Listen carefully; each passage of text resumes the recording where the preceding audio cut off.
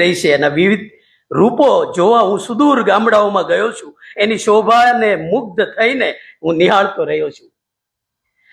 પૃષ્ઠ નંબર 15 ઉપર પરિક્રમા નર્મદાની એમ કરીને મેં નોંધ્યા છે. બધા જ 8 પાનાનો સ્વાધ્યાય છે, બહુ લાંબો છે, પણ એમાં એમણે ઉત્તમ રીતે આ પ્રકૃતિને એના વિવિધ રૂપોને એમના વર્ણનમાં જુઓ, સૌંદર્ય લીલાનું ગાન કાવ્યાત્મક પરિભાષાથી લેખક રજૂ કરે છે. હવે અમે સહસ્ત્ર ધારાની બિલકુલ સામે ઉભા છીએ. પ્રપાતોના ગુચ્છ દૂધ જેવું સફેદ પાણી ને પારિજાતના ફૂલોની યાદ અપાવતું હતું. નદીની ડાળ પર લાગેલા પ્રપાત નદીના પુષ્પો જ તો છે. નદીના પુષ્પો જ તો છે. એ પાણી, એનું જે વર્ણન કર્યું છે આપણને દેખાય છે. આ બધા દૃશ્યો દેખાય છે જ્યારે વાંચીએ છીએ ત્યારે. પણ પ્રપાતથી નીકળતો ધ્વનિ જાણે ફૂલો પર ભમતા ભમરાના ગુંજન હોય. સહસ્ત્ર ધારા શું છે? પુષ્પ વાટિકા છે, નદીના સફેદ ફૂલોનો નાનો શો બગીચો. અમે ભાન ભૂલીને જોતા જ રહ્યા. ભાન ભૂલીને જોતા રહેવું એટલે તો કલ્પના કરવા જેવી છે. આ લેખક જ્યારે આ જોવે છે, એ પરિક્રમા કરે છે, એક તો શ્રદ્ધાથી કરે છે, ભાવથી કરે. પરિક્રમાનું પણ બહુ સુંદર વર્ણન કર્યું છે, એમાં હું નથી ગયો.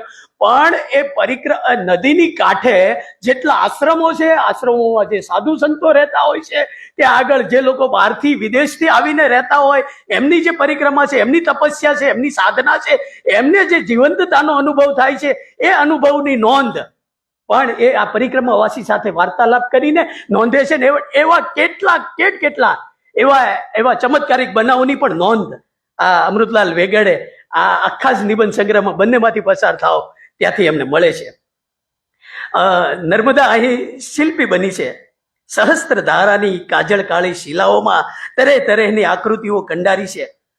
અમૂર્ત શિલ્પોની વિશાળ કલાવીથી છે. અહીં આ કળા કરોડો વર્ષ જૂની છે, પણ એને ગેલેરી ઓફ મોડર્ન આર્ટનું નામ મજેથી આપી શકાય એવા પ્રકારની ઉત્તમ નદી. નર્મદાના વિવિધ રૂપો એ ઉત્તરવાહિનીની પછીથી આ પુસ્તકમાં વાત કરે છે. પણ એ ઉત્તરવાહિની નર્મદા છે, એની પરિક્રમા ગુજરાતમાં આવતી નર્મદા, મધ્યપ્રદેશમાં આવતી નર્મદા, અમરકંટકથી લઈને એનો જે આખો રૂટ છે, એનો જે પંથ છે, ત્યાં આગળ બાવળના ઝાડ છે, એના પીળા ફૂલોનું વર્ણન બહુ સુંદર રીતે કર્યું છે.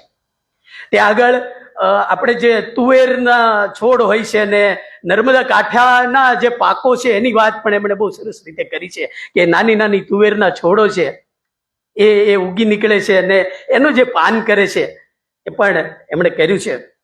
ખાસ કરીને મને એક વિપુલનો લેખ મળેલો, પરબમાં પ્રકાશિત થયેલો આ પુસ્તક વિશેનો.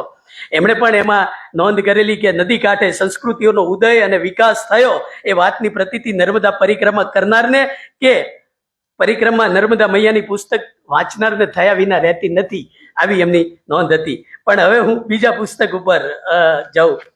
એમાં પણ ઘણા ઉદાહરણો હું લઈને આવ્યો છું. સૌંદર્યની નદી નર્મદા.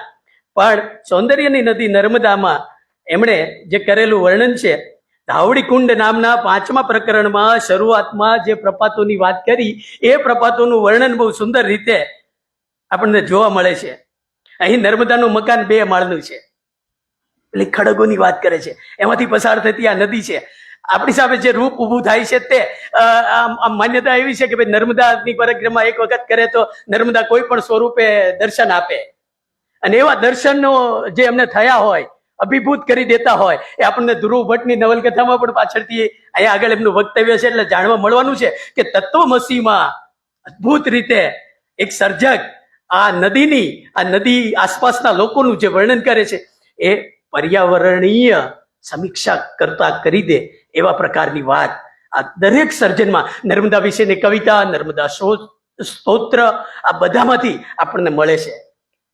સાક્ષાત તમે દેખો કે કેટલી પૂર્વની આ નદી છે. ગંગા, જમુના, સરસ્વતી, કાવેરી, ગોદાવરી, નર્મદા, બધી નદીઓ, અને નર્મદામાં જે બીજી કેટલીક નદીઓનું મિશ્રણ થાય છે એની પણ વાત આ અમૃતલાલ વેગડના નિબંધોમાં આપણને મળે છે. હું વાત કરતો હતો આ ધાવડી કુંડની. પ્રપાતોનું રૂપોનું આલેખન. અહીં નર્મદાના મકાન 2 માળનું છે. અહીં ઉપરની મેડીએથી નીચે આવે છે, અને જો નર્મદાના બધા પ્રમુખ પ્રપાતોને ધ્યાનમાં લઈએ તો નર્મદા 7 માળ વાળી નદી છે. એનો ઊંચા, એનો ચડા, એમણે કેટલું કંડાર્યું હશે. નાના મોટા પહાડો સાંકડા ઊભા અને તીરછા તરે તરેના પ્રપાત છે. કેટલાક પ્રપાત ખૂબ આક્રમક છે તો કેટલાક ચટ્ટાનોમાં ઘૂસવામાં કુશળ છે. આક્રમક પ્રપાતો પણ છે, ચટ્ટાનોમાં ઘૂસવા એવા તલપાપડ પણ છે. જે વાત હમણાં આદરણીય હર્ષદભાઈએ કરી કે આ સાબરમતી છે પણ નર્મદા નીકળે છે, નર્મદાનું પાણી છે એટલે હરીભરી છે લીલ. આપણે ત્યાં તો હવે ગામડે ગામડે પહોંચી છે, જુદા જુદા સ્વરૂપે નર્મદા એ નર્મદા છે. નાના મોટા પહાડા પોળા સાંકડા ઊભા તીરછા તરે તરેના પ્રપાત છે. કેટલાક પ્રપાત ખૂબ આક્રમક છે તો કેટલાક ચટ્ટાનોમાં ઘૂસવા કુશળ છે. એક બે છેલ છબીલા પ્રપાત છે, છેલ છબીલા પ્રપાત છે. સૌથી મોટા પ્રપાતનું પાણી મધ્યમાં હલકા લીલા રંગનું છે. હરિતકંઠ પ્રપાત, ધાવડી કુંડ એટલે પ્રપાતોનો ડિપાર્ટમેન્ટલ સ્ટોર. હવે અહીંયા તો આપણે કેવી રીતે વર્ણન કરવું? હવે ત્યાં ધાવડી કુંડ જોઈએ, આપણે જોઈએ એ પ્રપાતને દૃશ્યમાં જોઈએ અને આ સાંભળીએ ત્યારે એકરૂપ થાય છે.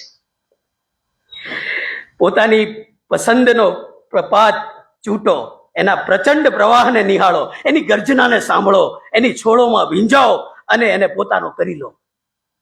નીચે કુંડમાં જે ધમાસાણ ચાલી રહ્યું છે એ તો ઓર લોમ હર્ષણ છે, એમ કરીને વર્ણન. પણ આ ધાવડી કુંડ વાળું પ્રકરણ છે યુવાનો માટે ખાસ.